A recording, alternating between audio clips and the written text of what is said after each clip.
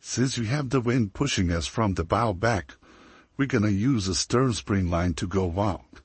So we prepared line on a bow and a stern spring line, which is gonna be the last one, since we're gonna use it to pivot out with the boat. So we are removing the line on a bow, and as we do that, we're gonna reverse with the engine.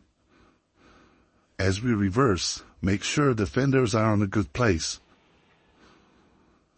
Keep the reverse engaged all the time, and helm in the middle.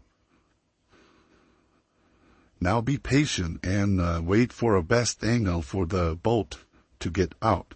So you need enough space in case the boat is in front of you or if the wind is pushing you on a dock. Once you have enough space, go with the engine neutral, remove the stern spring line, and you're ready to go out.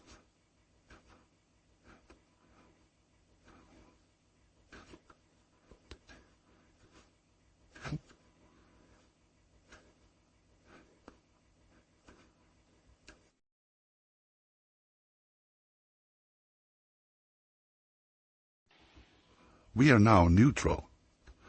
We are removing the stern spring line, and we engage engine forward, straight out.